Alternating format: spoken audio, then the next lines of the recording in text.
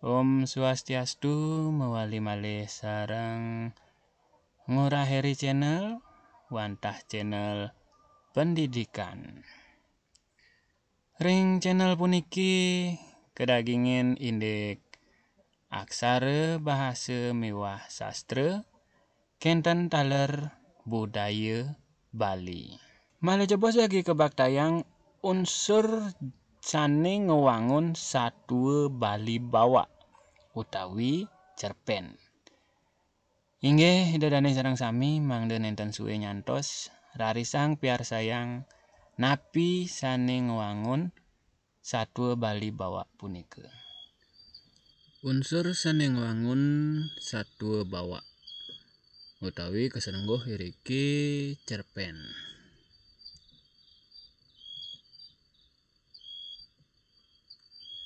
Sane mangken tiang tlatarang indek satwa bawa utawi cerpen napike satwa bawa utawi cerpen punika. Yening kesinayang ring satwa Bali. Sekadi sampun kauningin kesusastraan Bali kebinayang dados kesusastraan Bali purwa miwah anyar. Kesusastraan Bali purwa merupa karya-karya sastra sane sampun wenten saking dumun duk ilu. Minekadi gancaran, tembang miwah sloka-sloka lan palawakya. Raris sejroning kesusastraan Bali anyar wenten karya sastra merupa puisi miwah prosa. Puisi Bali anyar mesaih ring puisi bahasa Indonesia. Kewacen nenten nganggen tembang sekadi ring puisi Bali purwa. Sane mewangun tembang. Puisi Bali anyar akeh baris nyane nenten kaiket utawi bebas. Wangun prosa Bali anyar pateh sekadi gancaran ring sastra Bali purwa. Prosa Bali anyar mesaih ring prosa Indonesia. Sane merupa cerpen, novel, miwah drama. Tur sering kebaos cerita fiksi. Dados nyani cerpen Bali punika wantah sinalih tunggil karya sastra. Bali anyar mewangun prosa sane critan nyane cutet utawi bawa. Nyeritayang kauripan tokoh nyane wantah akidik nenten jangkep kadiring novel. Punika sane mawinan cerpen punika sering kebaos satwa bawa utawi cutet. Dados nyane cerpen Bali punika wantah karya sastra Bali anyar mewangun gancaran sane ceritan nyane bawa utawi cutet. Inggih nika wantah penlataran ring satwa Bali bawa utawi cerpen. Klanturang iriki unsur sane ngewangun satwa Bali bawa utawi cerpen punika. Unsur sane ngewangun sastra gancaran anyar wenten kalih soroh. Sekesengguh taler sarana. Sastra sane sareng ngewangun penulisan sastra marupa gancaran Bali. Sarana punika kawastanin unsur intrinsik utawi unsur dalam sareng sarana ekstrinsik unsur luar. Sarana intrinsik sane pokok dasar anggene nulis soroh sekancan sastra Bali. Minekadi sarana intrinsik punika wantah kapertama iriki wenten murda utawi judul karangan. Murda utawi judul karangan satwa bawa utawi satwa dawa iriki kesengguh novel Presiden nujuang nuntun manah sang penguacen. Lengkare murdane wenten bawa utawi lantang. Satne kaping kalih iriki wenten pregina. utawi kesengguh daler tokoh pemain. Regina puniki wantah sang sane dados tokoh pemain ring satwa gancaran wenten merupa pesenegan utawi adan nama sane nyiriang unduk tabiat karakter utawi watak indek pertingkah solah perilaku. Pelaku wenten pelaku utama protagonis, pelaku penunjang antagonis, miwah wenten erike pelaku tritagonis utawi pendukung iki. Watak pemain puniki wenten merupa keterangan pengarang utawi narasi. Nanging wenten merupa reraosan utawi dialog. Yening basa Bali kesengguh bligbagan kinten. Kaping 3 kelanturang ngriki wenten unteng utawi tema. Tegesipun wantah tetuak suksme jiwa lan topik saking cerpen punika. Unteng satwa artinipun indik reraosan napi sane mungguh ring satwa gancaran punika.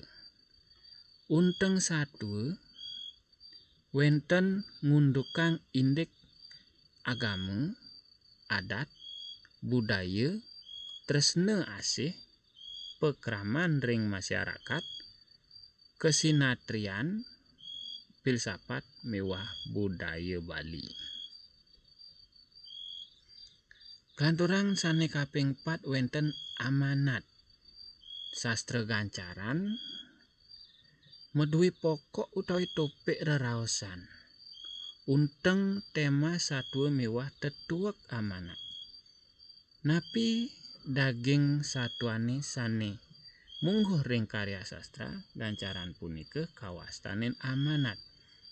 Tegesipun wantah pebesen sane kenging ketegedang ring para penguajen. Kelanturang ngriki kaping 5 wenten lelintihan. Lelintihan ring basa Indonesia kesengguh alur satwa, alur cerita. Lelintihan tegesipun pemargi utawi jalan satwa. Kerangka cerita, alur utawi plot. Lintihan satwa pacang nerangang pejalan satwane saking ngawit nyantos puput. Sekancan kahanan miwah perindikan utawi peristiwa sane wenten sami kesatwayang ring lelintihan satwane puniki. Wenten unteng penulisan murdane meteges, pesengan utawi nama, aran, kahanan, peristiwa, miwah acepan utawi harapan.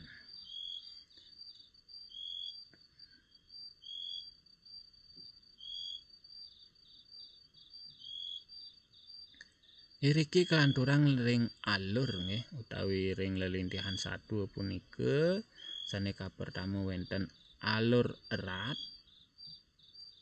alur longgar, alur tunggal, alur lurus.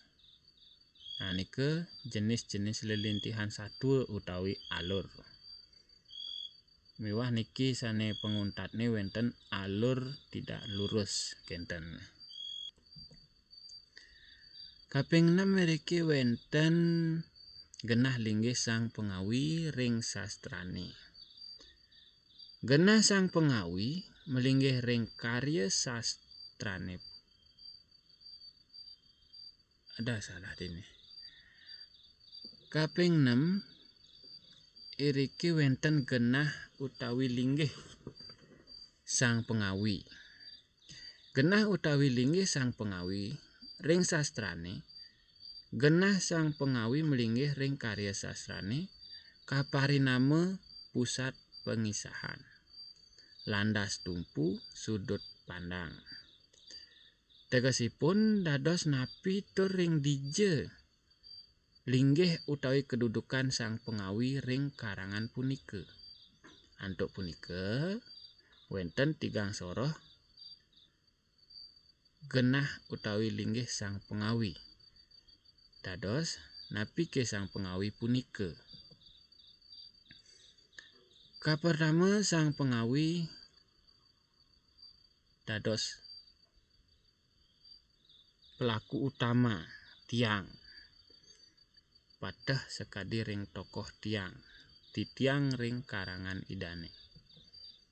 Kaping kalih niki sang pengawi nenten pisan dados pelaku. Dadosne sang pengawi irike nenten nyih nayang raga utawi angge. Kaping 3 sang pengawi nenten jenek utawi irike nyelogjag enten nggih ring satuane. Nah irike ampun wau genah linggih sang pengawi. Kelanturang iriki wenten genah sang pengawi ring latar. Ring dije puseh genah ceritane kesatwayang kaparinama latar. Pusat utawi puseh genah ceritane dados merupa ring dije kala napi sekala utawi niskala swarga utawi ring pengipian. Latar galah luwihipun semengane sanjane miwah sane liyanan. Kaping kutus iriki wantah sapunapi carane irage maktayang satwa. Yening ring basa Indonesia wenten gaya utawi style.